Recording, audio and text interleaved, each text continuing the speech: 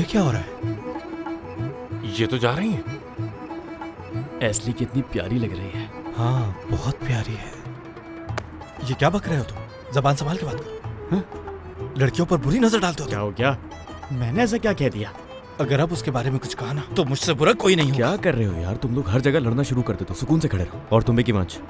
दुर्मुश साहब, हाँ, शायद तुम मुझे गलत समझ रहे हो। किस बारे में? मैंने असली नहीं कहा।